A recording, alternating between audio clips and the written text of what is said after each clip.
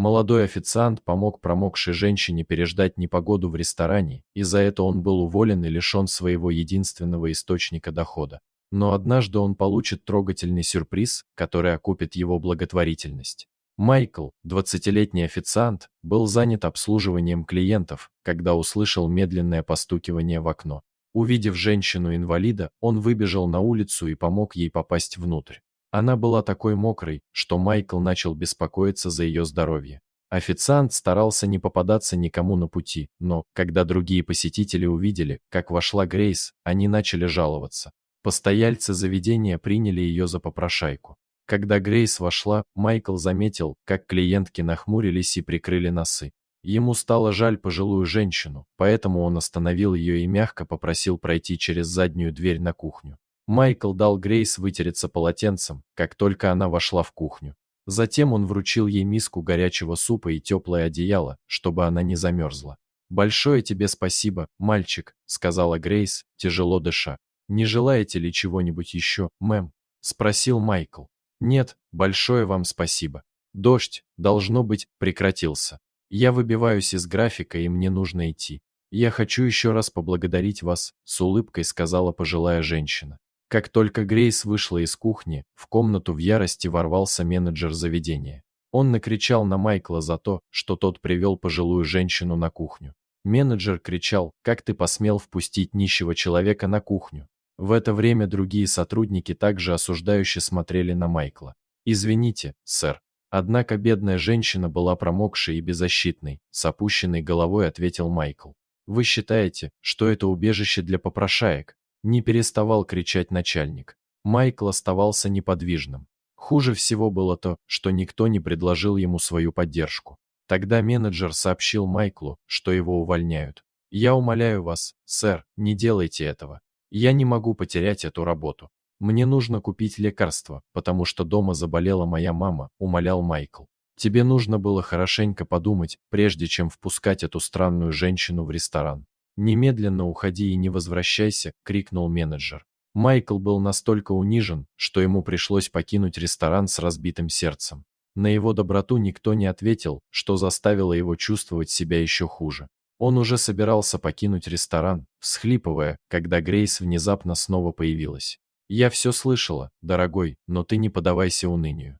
Возможно, это произошло с определенной целью», — утешала Грейс Майкла. На самом деле Грейс была успешной бизнесвумен, которая управляла пятизвездочным отелем в соседнем городе. Она приехала в этот город, чтобы встретиться с потенциальным партнером, но, когда она ехала в отель в инвалидном кресле, ее ограбили.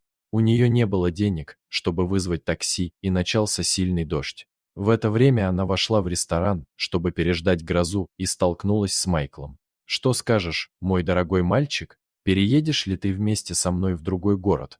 Дома никого нет, кроме меня. Давным-давно мой муж скончался, а детей у нас не было. Возможно, ты мог бы присмотреть за мной так же, как за своей мамой», — с надеждой спросила Грейс. Поразмыслив неделю, Майкл решил согласиться.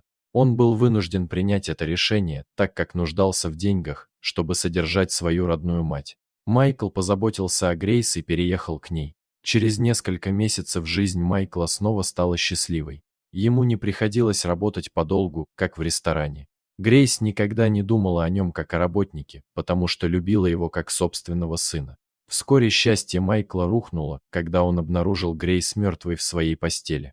Она мирно скончалась во время отдыха. «Что мне теперь делать, мэм? Вы обращались со мной, как со своим сыном. Что я буду делать без вас?» – прошептал Майкл. На похоронах Грейс Майкл рыдал.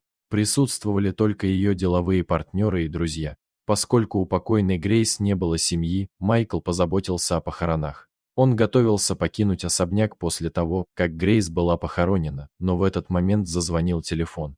Майкл понятия не имел, что этот телефонный звонок навсегда изменит его жизнь. В тот же день Майкл встретился с адвокатом, который ранее зачитывал завещание Грейс, и, когда Майкл понял, что является единственным наследником имущества своей покойной Грейс, потерял дар речи. Майкл получил все, что принадлежало Грейс, включая ее пятизвездочный отель. Когда адвокат передавал Майклу последние письма Грейс, по его лицу текли слезы благодарности и признательности.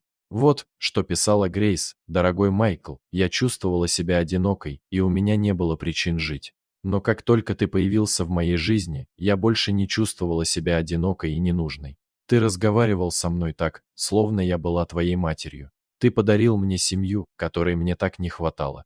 Я желаю тебе долгой и счастливой жизни». Майкл, когда-то уволенный официант с добрым сердцем, теперь был владельцем шикарного пятизвездочного отеля.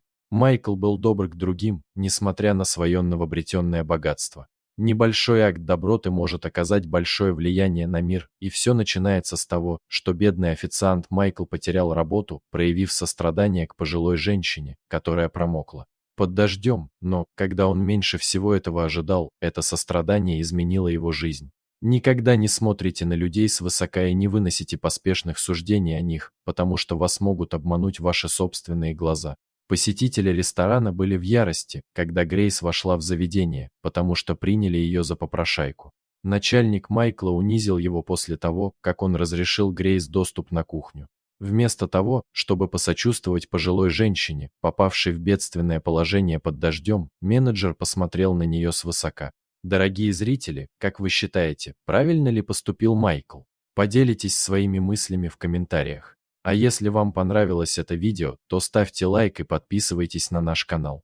До свидания.